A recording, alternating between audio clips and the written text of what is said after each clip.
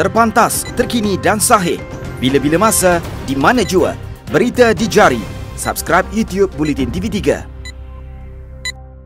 9.30 pagi 11 Jun, anda bersama saya Adin Hussein dalam Buletin Pagi. Tajuk utama pagi ini, pasukan Gerakan Am akan jejak kubur 12 mayat orang asli. Pembedahan kanser mulut bayi Ainul Mardia Ahmad Safiuddin berjaya.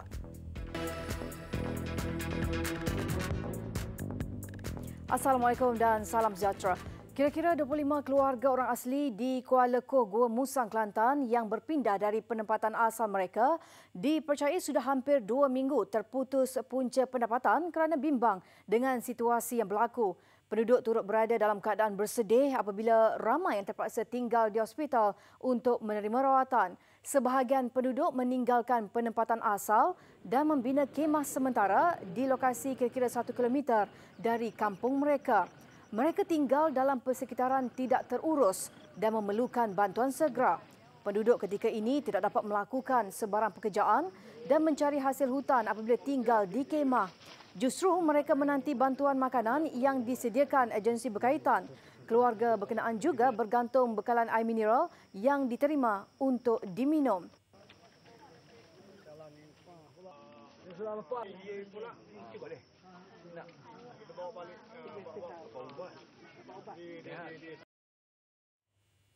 Dalam pada itu, pasukan Gerakan Am PGA dilaporkan akan mengadakan mesyuarat tergempar pagi ini bagi menyelaras usaha mengesan kubur 12 mayat penduduk yang telah ditanam secara adat. Dan untuk perkembangannya, kita terus saja ke Gua Musang bersama wartawan kami, Wan Izul Islam Wan Zulkifli. Silakan. Ya, terima kasih Hazlin. Assalamualaikum dan salam sejahtera penonton Buletin Pagi. Ketika ini saya sekarang berada di hadapan Ibu Pejabat Daerah atau IPD Gua Musang, di mana saya dimaklumkan pasukan Gerakan Am atau PGA akan mengadakan mesyuarat tergempar pagi ini pada bila-bila masa sahaja. Kami dimaklumkan bahawa mesyuarat itu akan membincang tentang usaha PGA untuk mengesan kubur 12 mayat orang asli di Kuala Koh, Gua Musang. Selain itu, mesyuarat itu dijangka akan menentukan lokasi untuk mengesan kubur serta menentukan anggota pasukan petugas yang akan melakukan dan melaksanakan operasi itu.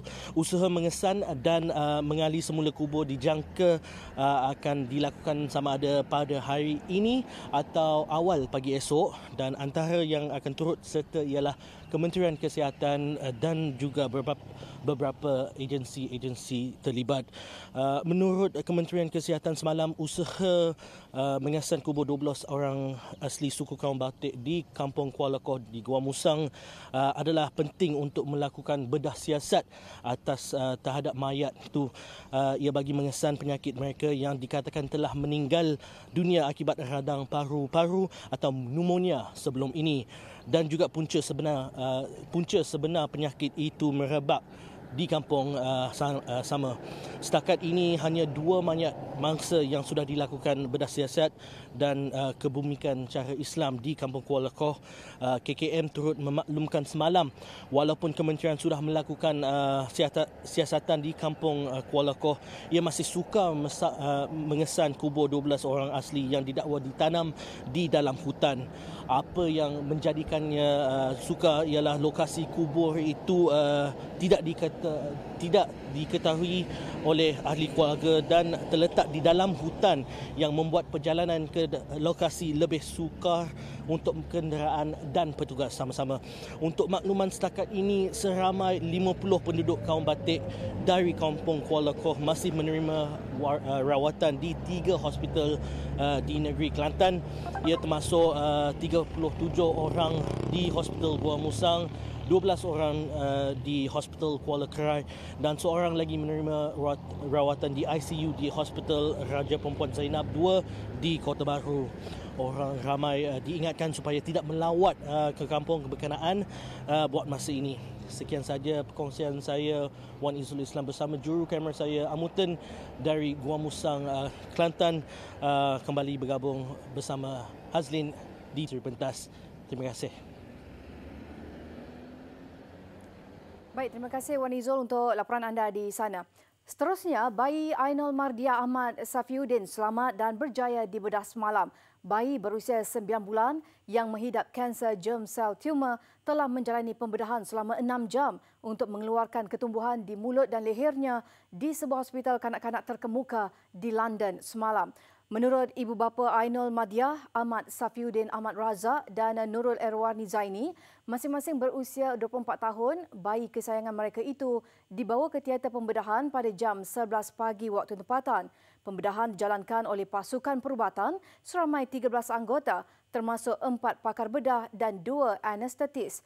Ia diketuai oleh Profesor David Danway, merupakan seorang pakar bedah plastik. Seorang daripada anggota pasukan perubatan, Dr. Juling Ong yang berasal dari Malaysia, bertemu dengan Ahmad Safiuddin dan Nurul Erwani selepas pembedahan selesai dijalankan. Turut serta dalam pasukan perubatan tersebut, Doktor warga Malaysia yang berpengkalan di London, Dr. Nur Amalina Cik Bakri.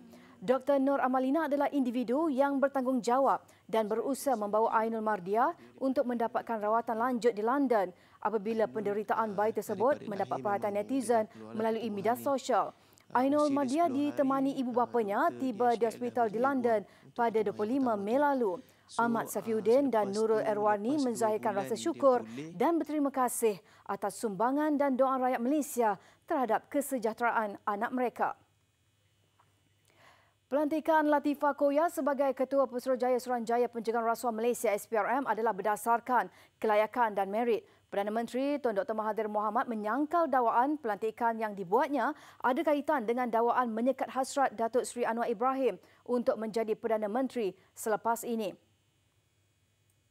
Tetapi sebenarnya saya pilih orang yang layak, dan Latifah Koya kita dapati adalah seorang yang lurus, yang mengambil kerjanya sebagai serius, dan kualiti itu yang menentukan kita pilih Latifah Koya, bukan kerana dia tak setuju itu, tak setuju ini.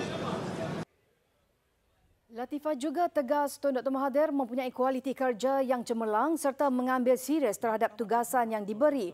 Beliau mengulas dakwaan pelantikan Latifah Koya adalah bagi menyekat hasrat Presiden PKR Datuk Seri Anwar untuk menjadi Perdana Menteri. Majlis merakamkan setinggi-tinggi penghargaan dan ucapan terima kasih. Setiausaha Agung PAS Datuk Taqiyuddin Hassan memberi keterangan di IPD Kota Baru ekoran daripada satu laporan polis yang dibuat oleh pemuda PKR cabang Ketereh. Ia berhubung dakwaan beliau mempersoalkan kuasa yang di-Pertuan Agong yang memberi pengampunan kepada Presiden PKR Datuk Seri Anwar Ibrahim ketika ceramah dalam PRK Parlimen Sandakan awal bulan lalu. Apabila saya dipanggil oleh bahagian siasatan jenayah IPD Kota Baru untuk diambil statement, ambil kenyataan ekoran daripada satu report polis yang dibuat oleh pemuda PKR cabang Ketereh. Saya tak tahu nama dia tak beritahu. Tuduhan kepada sayanya ialah simple je. Dia kata saya mempersoalkan kuasa agung yang memberi pengampunan kepada Datuk Seri Anwar Ibrahim. Dalam ceramah saya di pilihan raya kecil di Sandakan pada 8 bulan 5 tahun 2019. Beliau menegaskan tidak pernah berniat untuk mempertikaikan kuasa yang di-Pertuan Agong dalam memberikan pengampunan itu. Sebaliknya, dalam ceramahnya, beliau hanya bertanya kepada orang ramai apakah mereka mahu seorang yang berstatus banduan untuk menjadi Perdana Menteri. Susulan itu, Datuk Taqiyuddin disiasat di bawah Seksyen 504 Kanun Kesesaan kerana mengeluarkan kenyataan yang berbentuk provokasi.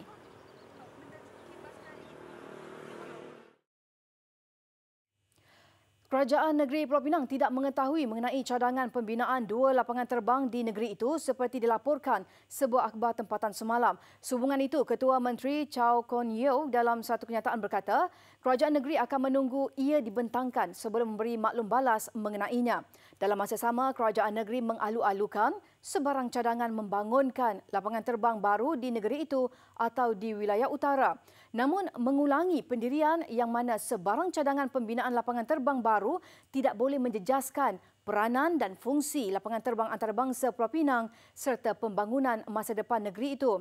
Kerajaan negeri sebelum ini telah menyatakan komitmen untuk menubuhkan sebuah suruhanjaya bagi mengkaji keperluan masa depan untuk lapangan terbang baru di negeri itu. Dilaporkan 2 syarikat merancang untuk membina lapangan terbang baru di kawasan seberang Perai, masing-masing dinamakan Lapangan Terbang Antarabangsa Utara Malaysia dan Lapangan Terbang Antarabangsa Wilayah Utara.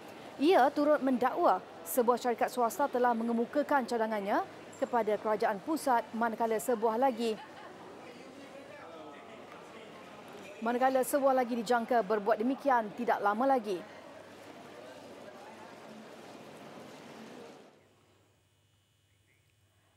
Polis Sabah menggempur aktiviti perjudian haram yang dikesan mengubah taktik dan modus operandi dengan menyasarkan kawasan luar bandar termasuk kampung bagi mengelak kegiatan mereka dihidu pihak berkuasa. Pesuruhjaya Polis Negeri Dato' Omar Mama berkata, semua ketua polis daerah diarah untuk melakukan operasi di kawasan masing-masing bagi membantras aktiviti perjudian haram ini. Wujudnya sindiket perjudian yang tidak berlesen. Ya, tapi dari segi harassment kita lakukan sepanjang masa setiap hari. Ya, I do have statistik setiap hari kita lakukan harassment, tangkapan, rampasan. Beliau terdahulu menyaksikan majlis serah terima tugas Ketua Polis Daerah Tawau yang baru iaitu pemangku Asisten Komisioner Peter Umbuas daripada Timbalan Ketua Polis Daerah Tawau, Superintendent Nur Azizul Kifli Mansur. Berdasarkan maklumat dan risikan, ahli-ahli sindiket perjudian haram akan menggunakan motosikal atau berjalan kaki memasuki kawasan kampung bagi menjalankan aktiviti perjudian itu. Setakat ini terdapat 43 premis perjudian berlesen di Sabah yang tertakluk kepada peraturan dan syarat yang ditetapkan. Di Terengganu, seorang pelajar Kolej Yayasan Pahang maut dalam satu kemalangan apabila kereta yang dipandunya terbabas dan merempuh sebatang pokok. Kejadian berlaku di Jalan Neram 1, Cenih Kemaman, Terengganu. Mangsa Muhammad Syawal Adnan Draman berusia 21 tahun ketika itu dilaporkan memandu berseorangan dan dalam perjalanan ke Felda Neram 2. Kereta jenis Viva yang dipandu mangsa bagaimanapun dipercayai hilang kawalan. Kemalangan menyebabkan mangsa mengalami kecederaan teruk di bahagian muka dan meninggal dunia di tempat kejadian. Mayat dibawa ke Hospital Kemaman untuk bedah siasat.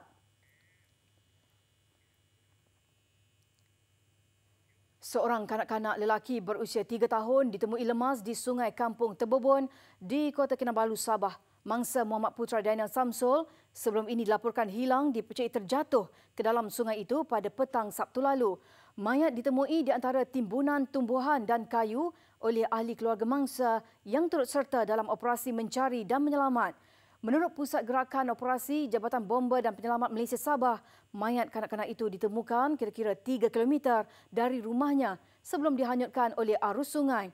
Mayat diserahkan kepada pihak polis untuk tindakan lanjut.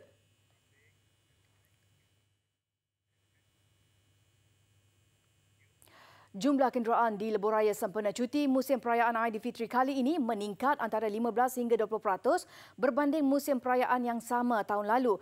Ia dipercayai berikutan ramai memilih menggunakan kenderaan sendiri untuk pulang ke kampung. Menurut Ketua Pengarah Lembaga Lebuhraya Malaysia, Dato' Aziz Abdullah berkata, sejak 3 hari lalu jumlah trafik di kebanyakan lebuhraya masih belum reda walaupun ramai yang sudah pulang awal. Katanya, jika dibuat perbandingan dengan tahun lalu, sepatutnya jumlah kenderaan di lebuhraya semakin berkurangan apabila cuti musim perayaan berakhir dan sesi persekolahan sudah bermula. Tahun lalu, jumlah kenderaan pada musim perayaan Aidilfitri dianggarkan 1.67 juta melalui lebuhraya Utara Selatan. Bagi laluan Kuala Lumpur Karak, lebih 600,000 jumlah pengguna jalan raya dicatat. Mengulas lanjut, katanya selain pertambahan kenderaan di lebuh raya, jumlah kemalangan juga meningkat walaupun pada musim perayaan kali ini tiada kemalangan besar. Bagaimanapun katanya, apa yang membimbangkan sejak UP Selamat dilancarkan pada 29 Mei lalu, 13 daripada 18 kematian direkodkan membabitkan penunggang motosikal. Sementara itu, Ketua Kecemerlangan Operasi PLAS Malaysia Berhad, Muhammad Yusof Abdul Aziz berkata, berdasarkan rekod kira-kira 1.8 juta kenderaan menggunakan lebuh raya Utara Selatan pada hari Jumaat 7 Jun dan Sabtu 8 Jun lalu. Katanya jumlah kenderaan sedikit menurun pada Ahad iaitu 1.72 juta. Besar impaknya. Itu laris selepas hasilnya. Pantas menampilkan prosiding ini secara dalam keuangan maya. Berita di jari. Subscribe YouTube Bulletin TV3. Bertemu kembali. Polis Indonesia menahan seorang lelaki yang dipercayai mengeluarkan kenyataan berbaur ugutan bunuh ke atas Presiden Joko Widodo menerusi satu rakaman video yang tular di media sosial. Lelaki berkenaan ditahan di Sulawesi Tengah pada Sabtu lalu untuk disoal siasat. Terdahulu, video berdurasi 53 saat itu memaparkan lelaki berkenaan bersama seorang lagi individu mengancam untuk membunuh Presiden Jokowi dan Menteri Politik, Undang-Undang dan Keselamatan Wiranto. Satu laporan polis dibuat susulan rakaman berkenaan. Sama saya bunuh kau. Bangsat kau. Khianat kau. Semangat. China menyatakan sokongan kuat ke atas perintah ekstradisi Hong Kong yang mencetuskan kontroversi dan bantahan rakyat di negara itu. Jurucakap Kementerian Luar Geng Shuang berkata, sokongan itu sekaligus menolak sebarang campur tangan asing yang digerakkan pihak pembangkang melalui bantahan besar-besaran yang dianjurkan sebelumnya. Terdahulu, media tempatan melaporkan lebih 1 juta orang mengambil bahagian dalam tunjuk perasaan bagi membantah pindaan undang-undang yang jika diluluskan akan membenarkan ekstradisi ke mana-mana bidang kuasa termasuk Tanah Besar China untuk dibicarakan. Rang undang-undang berkenaan yang disifatkan sebagai arahan dari Beijing itu dikecam kerana bakal meletakkan kebebasan penduduk Hong Kong dalam risiko. Pelaksanaan undang-undang itu juga dikhawatiri akan menyebabkan penduduk dan pelawat ke Hong Kong berdepan sistem perundangan yang tidak adil di Tanah Besar.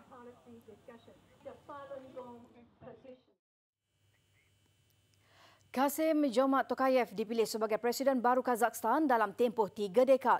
Pengganti bekas Presiden Nur Sultan Nazarbayev, Tokayev memperoleh hampir 71% daripada jumlah keseluruhan undi dengan semua undi dikira.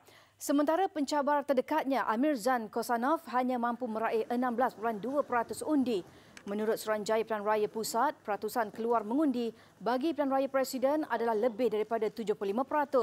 Tokayev, 66 tahun yang menerima sokongan penuh Nazarbayev sebelum ini dijangka mencatat kemenangan. Dalam pada itu, calon wanita pertama dalam pilihan raya itu, Dania Yespayeva, meraih 5.2% daripada jumlah undi.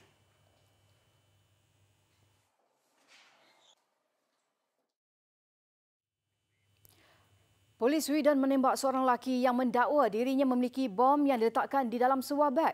Difahamkan lelaki berkenaan bertindak di luar kawalan dan berisiko mengancam keselamatan awam ketika dihampiri pihak polis di sebuah stesen kereta api bandar Malmö, Sweden. Tembakan terpaksa dilepaskan ke atas lelaki yang berusia dalam lingkungan 40-an itu. Beliau kemudiannya dibawa ke hospital untuk mendapatkan rawatan sebelum disoal siasat oleh pihak polis berhubung insiden tersebut. Stesen kereta api itu ditutup sementara atas tujuan keselamatan.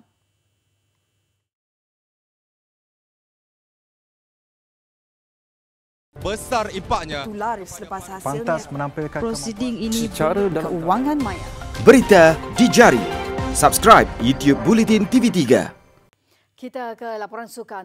Ketua Jurulatih Bola Sepak Negara Tan Cheng Ho menyifatkan kemenangan mutlak ke atas Timor Leste malam ini penting untuk meningkatkan ranking dunia dan keyakinan pemain skuad Harimau Malaya yang kini berada di tempat ke-168. Pengendali berusia 51 tahun itu dilihat tidak mahu berpuas hati dengan kemenangan 7-1 pada Jumaat lalu dalam aksi pusingan pertama kelayakan Piala Dunia 2022, Piala Asia 2023. Tetapi bagaikan mahu meningkatkan jurang kemenangan pada aksi timbal balik di Stadium Nasional Bukit Jalil.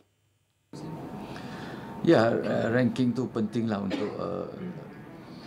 undian nanti untuk top 40 dan AFC nanti. Itu yang penting. Saya nak pemain turun ke Stadium Bukit Jalil dengan satu mission atau target, iaitu dapatkan keputusan yang positif lah untuk besok.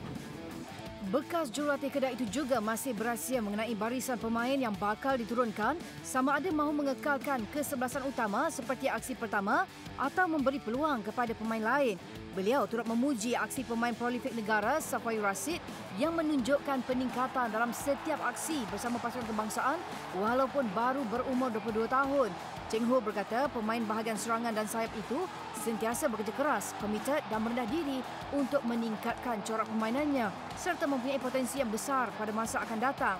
Mengenai kecederaan Cheng Ho yang kehilangan Muhammad Syafiq Ahmad kerana kecederaan ligamen cagaran medial MCL pada aksi pertama, yakin pemain pertahanan Dominic Tan dan pemain tengah Syazwan Zainun yang mengalami kecederaan ringan mampu beraksi hari ini.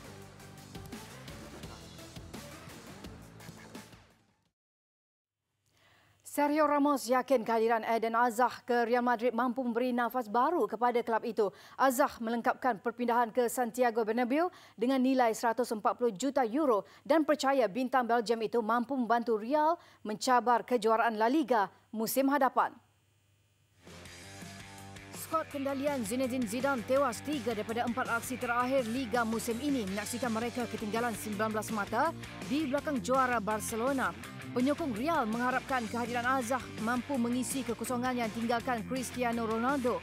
Ramos sebelum ini membuat keputusan untuk terus bersama Real sehingga bersara sekaligus menamatkan spekulasi yang menyatakan dia akan menyertai Liga Super China.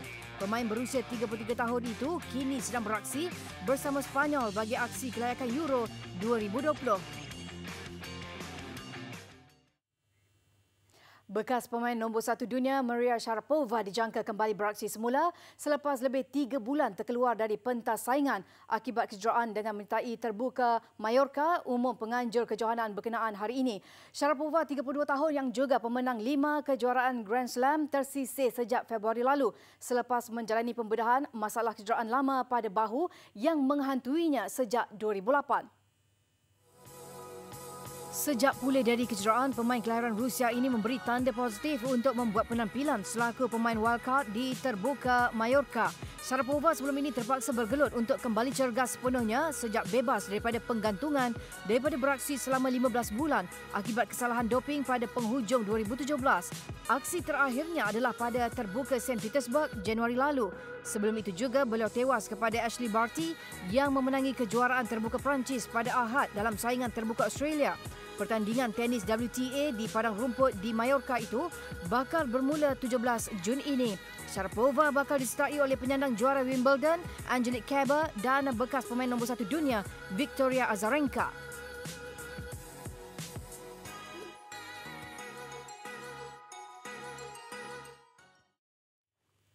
Sekian Buletin Pagi. Terus ikuti Buletin TV3 di platform digital dan media sosial kami. Saya Azin Hussein. Assalamualaikum dan salam hormat.